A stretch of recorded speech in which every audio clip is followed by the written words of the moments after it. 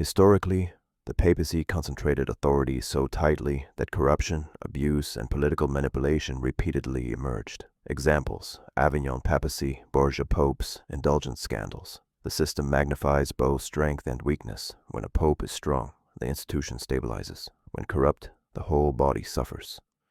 The counterargument inside Catholic logic: authority must be visible, universal, and continuous, or else the Church fragments. They claim divine protection from doctrinal error, infallibility ex cathedra, but not from moral corruption. That distinction is how they justify rotten popes not invalidating the office. If you reject the assumption that centralized authority is divinely mandated, then Catholicism looks structurally flawed, too dependent on one office, too prone to historical abuse. That's why Orthodoxy, council-driven authority, less single-point failure, can claim greater stability while still honoring tradition. Also, it maintains apostolic succession, sacraments, and liturgy virtually unchanged from the first millennium. It claims no later dogmatic additions, papal infallibility, immaculate conception, that lack unanimous early support. It fulfills the Nicene Creed's one holy Catholic and Apostolic Church with conciliar governance rather than a single-point authority. Its internal logic doesn't require heavy reinterpretation of obvious historical facts, like popes acting differently in the first centuries. Catholicism has a tighter hierarchy, but at the cost of obvious post-apostolic accretions. Protestantism is scripturally focused, but historically novel and fragmented. From a ruthless, evidence-driven perspective, Orthodoxy is the least inconsistent option. But some arguments in favor of Catholicism are visible unity. Christ prayed that they may be one, John 17. A universal shepherd ensures one flock under one leader, John 21:15-17. Orthodoxy has doctrinal unity, but its national churches fracture under political pressure, e.g. Moscow versus Constantinople. Catholicism's papacy gives a clear visible unity that has held together over centuries and continents. Authority with teeth, conciliarity sounds noble, but history shows councils without a binding authority often deadlock or break apart. The papacy provides a final court of appeal, preventing paralysis. Orthodoxy's model drifts into ethno-political rivalry, which undermines its universality. Catholicism can act decisively and adapt when crises arise. Continuity of Rome.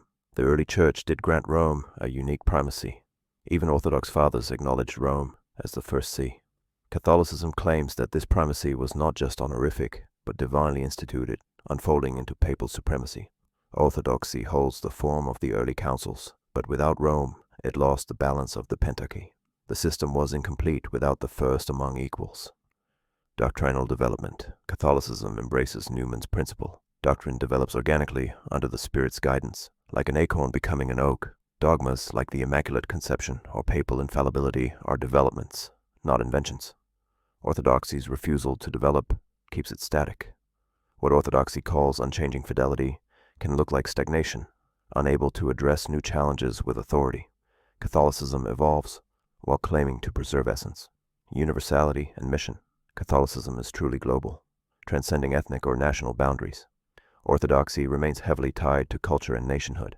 Catholicism can speak with one voice to the whole world. Orthodoxy often splinters into competing voices, weakening its witness. Balanced conclusion. Orthodoxy offers ancient continuity and conciliar integrity, but lacks a mechanism for decisive unity and adaptability. Catholicism risks overreach and historical accretion, but it provides the structure, universality, and living authority that allow the Church to function as a single global body. From a rational standpoint, if Orthodoxy is stability, Catholicism is power, and both stability and power are necessary for a Church that claims to be universal. If the ultimate criterion is historical fidelity and logical consistency with the early Church, Orthodoxy wins. If the ultimate criterion is functional authority and survival as a global unified institution, Catholicism wins. A rational person would rank truth above power, because power without truth collapses into self-deception. Therefore, Orthodoxy is the rational choice. Rational.